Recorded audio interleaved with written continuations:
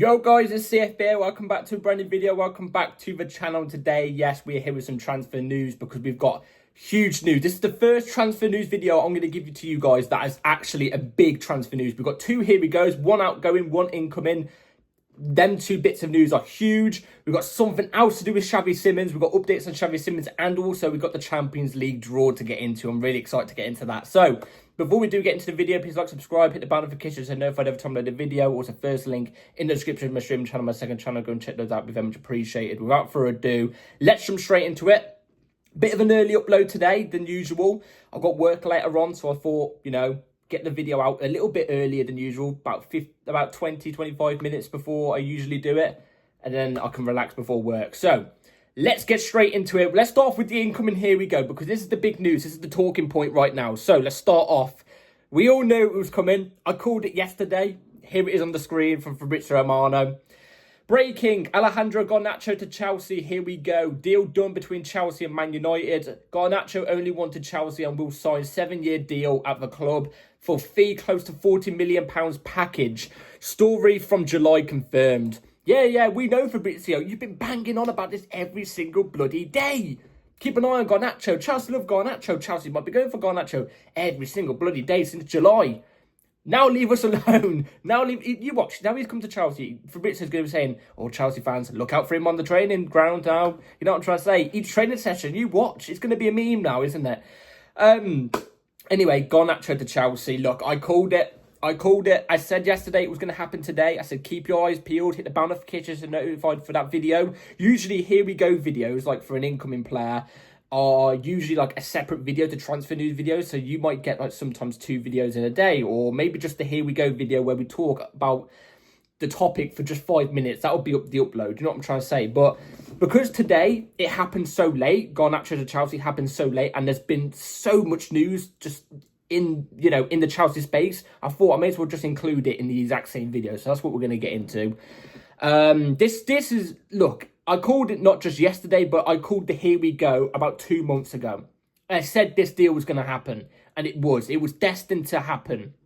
Garnacho joins Chelsea. It was only really just a matter of time. It was just a matter of time, really, until this deal got done. Crazy to me that we've managed to get this done before, like, a Xavi Simons, for example. Because, obviously, I thought we was going to get a Xavi Simons in first. You know what I mean? And Garnacho maybe last. But, Garnacho's coming first instead. Like I said, the Xavi Simons news is a bit towards the end. £40 million. Apparently it's 35 with add-ons. I think that add up to 40, I think it is. Either way, I think 40 is a bit absurd. You know my opinions on the whole deal. I think, yes, I get it in this market. It's a bit bizarre. It's a bit bizarre in this market. So is it really that bad in hindsight in this market? I guess not.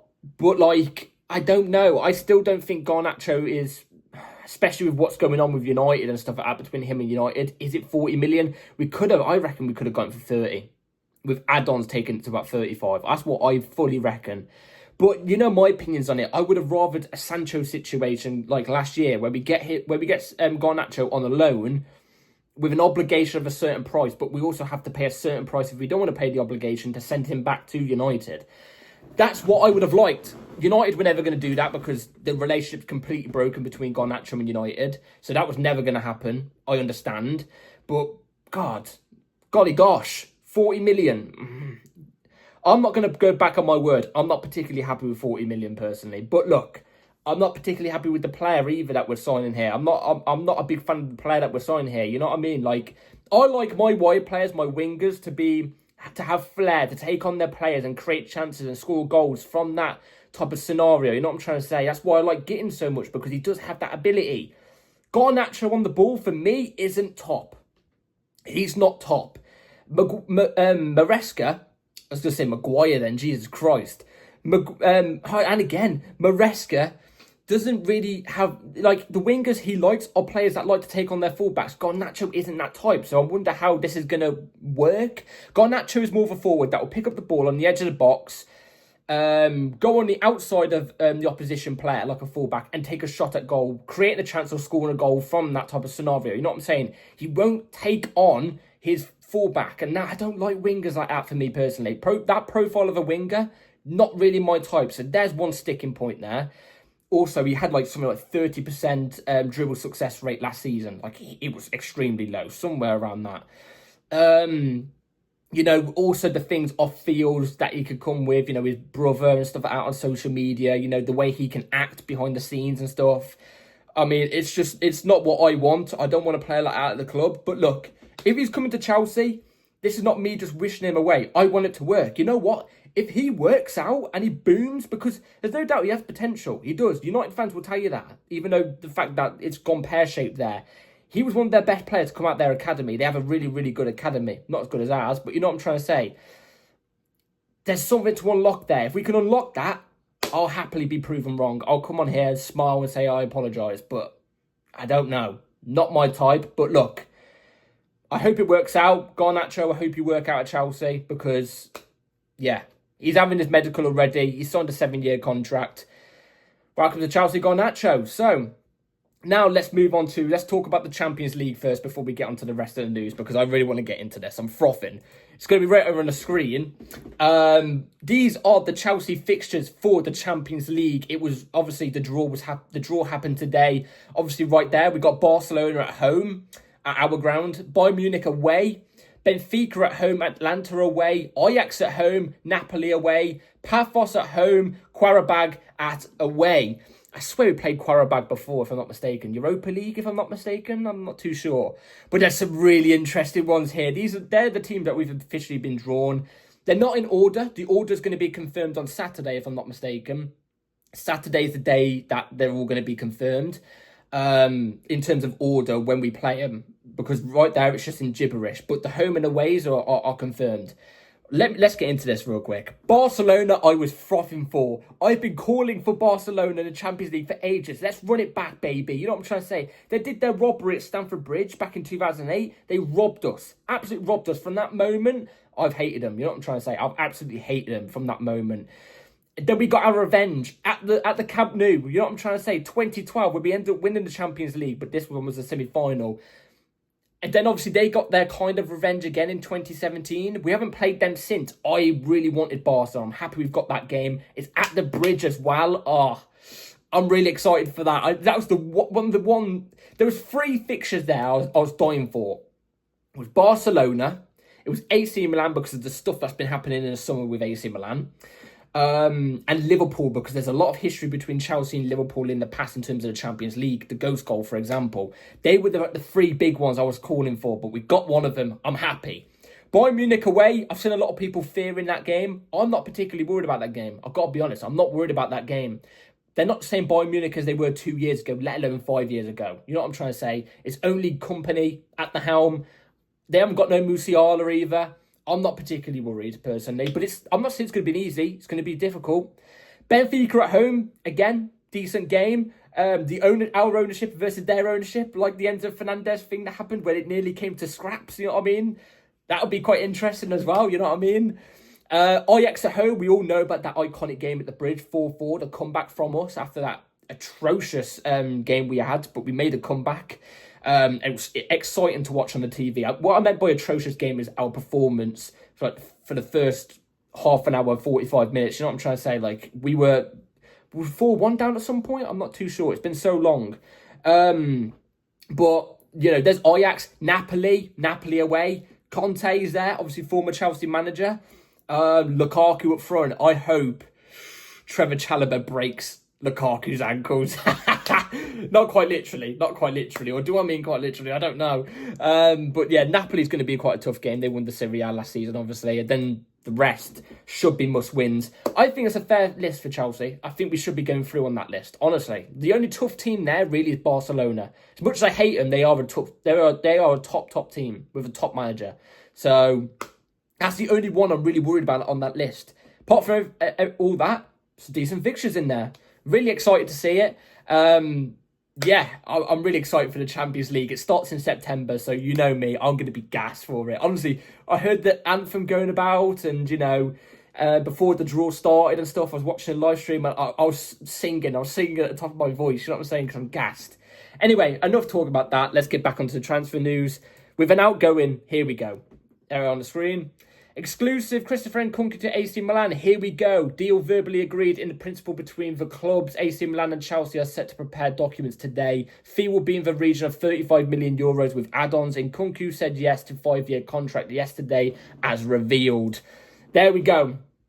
That saga's done. Now we only need one of the big players still in the outgoing circle to go, and that's Jackson. We've finally got Nkunku off the books. 35 million euros was that? Well, that's pounds. Hold on. Oh, 35 million euros. What, about 32 million for Nkunku? I mean, that's not the worst. We signed him for what, 45 million? It's not the worst.